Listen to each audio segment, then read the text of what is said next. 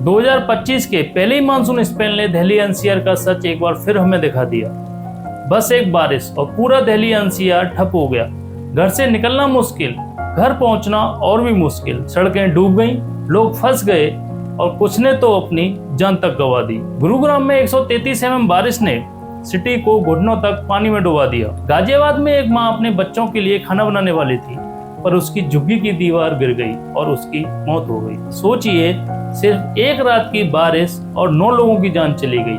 और वजह ना तो कोई नेचुरल डिजास्टर, ना अर्थक्वेक, सिर्फ सिस्टम का फेलियर। गुरुग्राम में 25 साल का सॉफ्टवेयर इंजीनियर अक्षत कुमार एक गिरे हुए बिजली के तार के चपेट में आ गया। 26 साल का डिलीवरी बॉय पवन बारिश में इलेक्ट्रिक पोल के पास रुक गया और वापस कभी घर नहीं गया। एक auto driver Shailendra open manhole में गिरकर डूब गया। और 3 छोटे लड़के आशीष, सुरजीत और देवेंद्र अरावली की एक खदान में पानी में डूब गए। खानसा रोड पर एक टैक्सी एक्सीडेंट में 24 साल की वंशिका की मौत हो गई।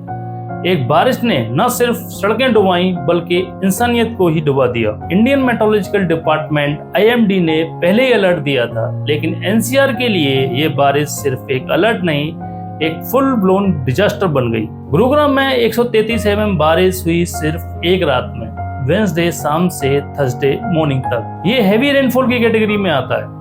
IMD के हिसाब से 64.4 mm से ज्यादा बारिश को हैवी रेनफॉल माना जाता है। दिल्ली के सफदरजंग स्टेशन ने 24 आवर्स में 20.5 mm बारिश रिकॉर्ड की। ये अनइवन और स्कैटर्ड रेनफॉल NCR के अलग अलग हिस्सों को अलग अलग तरीके से इम्पैक्ट करता है, लेकिन प्रॉब्लम वही रहती है, सिस्टम कोई कॉन्टीजेंसी प्लान लेकर रेडी नहीं रहता। पर क्वेश्चन ये है, जब पहली बारिश में ही इंफ्रास्ट्रक्चर फेल हो गया, अगर बारिश ज्यादा होती तो क्या NCR डूब जाता?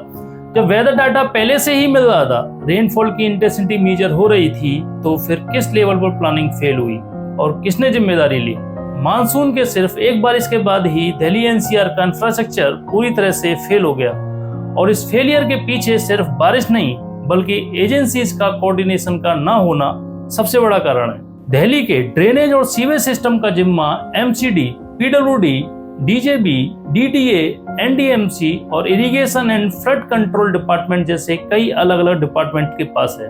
हर एजेंसी अपने अपने एरिया और ड्रेन्स के लिए रेस्पॉन्सिबल है, लेकिन जब एक साथ काम करने की बारी आती है तो ये एजेंसी एक दूसरे के सर पर जिम्मेदारी डालकर बच निकलते हैं। MCD, जो दिल्ली के 96% एरिया में सैनिटेशन का जिम्मा उठाती है, उसने एडमिट किया कि मानसून के पहले सिर्फ 75% ड्रेन्स ही साफ हो पाई थी, जबकि सिल्ट और कचरे से सारे नाले बंद हो चुके थे। PWD, जो मेजर रोड जैसे रिंग रोड, ITE और मिंटो रोड जैसे एरियाज के ड्रेन्स के लिए जिम्मेदार है, वहां भी एंकल डीप पानी भर गया। इसका मतलब कि प्री मानसून डिसिल्टिंग का क्लेम काफी हद तक फर्जी निकला। दिल्ली जल बोर्ड को सीवर सिस्टम मेंटेन करना होता है, जिसके लिए इस साल 450 करोड़ का बजट रखा गया था, लेकिन डिकेड्स पुरानी पाइपलाइन और ओवर पॉपुलेशन की वजह से वो भी बेकार साबित हुआ। DDA और MDMC, जो अलग अलग कॉलोनीज और एलाइड जोन्स की मेंटेनेंस के लिए जिम्मेदार हैं, वहां भी वाटर लॉगिंग की सेम हालत रही, खासकर कंस्ट्रक्शन वर्क और ब्लॉक ड्रेन्स के चलते। मतलब ये है कि छोटी सी बारिश ने दिल्ली NCR की सिविक गवर्नेंस की पोल खोलकर रख दी। ये कोई नेचुरल डिजास्टर नहीं, मैन मेड डिजास्टर था, जहां हर एजेंसी ने अपना काम अधूरा छोड़ा और उसका नतीजा आम जनता को झेलना पड़ा। कभी ट्रैफिक जाम में, कभी घुटनों तक पानी में और कभी किसी अपने की मौत के रूप में। दिल्ली NCR के मानसून में डूबने के बाद एक बार पूरा फोकस शिफ्ट हो गया है पब्लिक सेफ्टी से लेकर पॉलिटिकल ब्लेम गेम पर। बारिश से पहले हर तरफ फोटो OPS चल रहे थे। Chief minister Rekha Gupta, PWD minister परवेश वर्मा और MCD mayor Rajesh Iqbal Singh media के सामने क्लेम कर रहे थे कि इस बार दिल्ली में वाटर लॉगिंग नहीं होगी। डिसिल्टिंग रिकॉर्ड लेवल तक पहुंच चुकी है और 400 ऑफिसर सस्पेंड करने के लिए लिस्ट रेडी है अगर किसी ने गलती की। पर जब फर्स्ट रेनफॉल हुआ, पूरी दिल्ली NCR डूब गई। न कोई ऑफिसर सस्पेंड हुआ, न किसी सिस्टम ने काम किया। इस सिचुएशन में आप और बीजेपी एक दूसरे पर ब्लेम डाल रहे हैं। आपने बीजेपी और LG पर अटैक किया। सारे लीडर्स सिर्फ कैमरे के लिए आए थे, ग्राउंड पर कोई तैयारी नहीं थी। आपके दिल्ली प्रेसिडेंट सौरभ भारद्वाज ने कहा, जब दिल्ली डूब गई थी तो उन 400 ऑफिसर्स का क्या हुआ जिनके सस्पेंशन लेटर्स रेडी थे। बीजेपी का जवाब तैयार था। उन्होंने आप पर अटैक किया कि CM के पास 10 साल से पावर थी और 2014 में जो मास्टर प्लान बनाया गया था ड्रेनेज के लिए वो आज भी फाइल में ही पड़ा है। सिविक बॉडीज भी अलग अलग जस्टिफिकेशन दे रही हैं। एमसीडी ने लो लाइंग एरियाज में पानी भरने की वजह एलिवेशन इश्यूज को बताया। पीडब्ल्यूडी ने क्लेम किया कि उनका 83% डिसिल्टिंग का काम कंप्लीट हो चुका था, लेकिन इन सब रिपोर्ट्स के बावजूद रोड्स डूबी, ओपन मैन होल्स खुले पड़े थे और इलेक्ट्रिसिटी पोल से लोगों को करंट लगा। इस पूरे पॉलिटिकल ब्लेम गेम में सबसे बड़ा नुकसान जनता का हुआ। लोग कहते हैं हर साल यही होता है, बारिश आती है, सिस्टम फेल होता है और नेता ब्लेम गेम खेलते हैं, जबकि असली जिम्मेदारी किसी ने नहीं ली। हर पार्टी दूसरी पार्टी को दोषी बताने में लगी है, लेकिन सॉल्यूशन देने वाला कोई नहीं।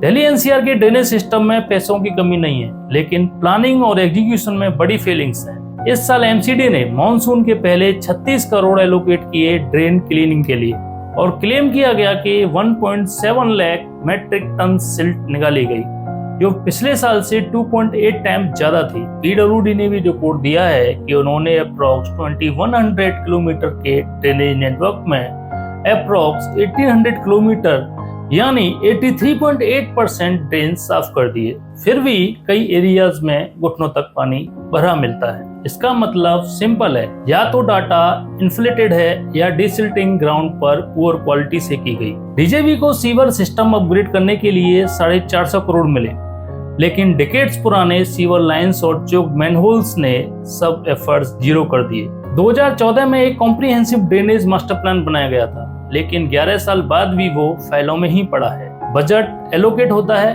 काम का दिखावा भी होता है, पर जब ग्राउंड रियलिटी देखें तो overlapping of responsibilities, poor monitoring and zero accountability के चलते सिस्टम कोलैप्स हो जाता है। पब्लिक हर साल इस फेलियर का प्राइस ट्रैफिक, डिजीज और कभी कभी जिंदगी के लॉस से चुकाती है। जब दिल्ली एनसीआर की सड़कें झील बन जाती हैं तो सबसे ज्यादा तकलीफ जनता को होती है और उनकी आवाज में फ्रस्ट्रेशन साफ सुनाई देती है। नॉर्थ दिल्ली के 88 साल के एसपी जैन, जो घंटा घर के पास रहते हैं, उन्होंने गुस्से में कहा, हर साल यही होता है, घर के बाहर घुटनों तक पानी, गटर का गंदा पानी सड़क पर। हमने कई बार कंप्लेंट की, लेकिन कुछ नहीं बदला।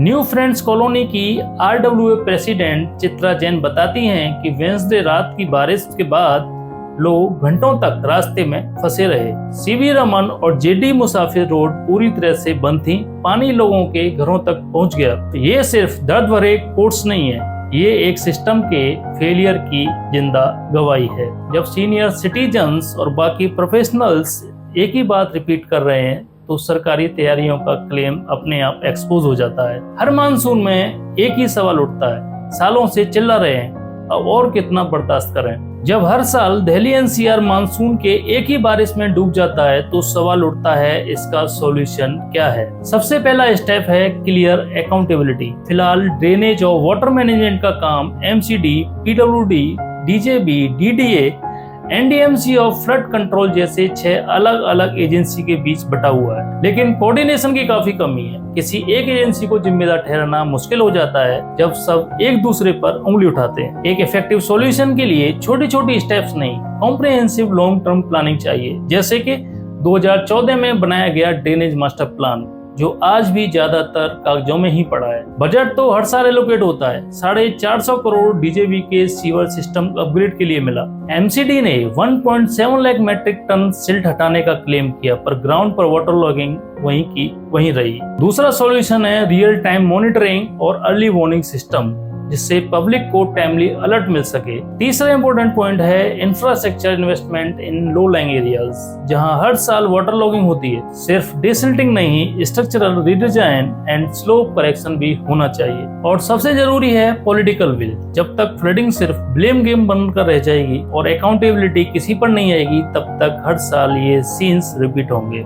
दिल्ली एनसीआर के लोग हर बारिश में वही पुराना नाइटमेयर दोबारा जीते हैं, पानी में डूबे घर, बंद सड़कें और बिजली से होने वाली मौत। और हर बार का रूट कॉज वही रहता है, इंफ्रास्ट्रक्चर का फेलियर, एजेंसीज का कोऑर्डिनेशन का टूटना और लीडरशिप की जिम्मेदारी से दूरी। समस्या सबको दिख रही है, लेकिन सॉल्यूशन तभी आएगा जब हर एजेंसी, हर नेता और हर डिपार्टमेंट इसे अपनी रेस्पॉन्सिबिलिटी माने, वरना अगले साल फिर से हेडलाइंस बनेंगी, मानसून के पहले ही स्पेल ने दिल्ली को डुबाया।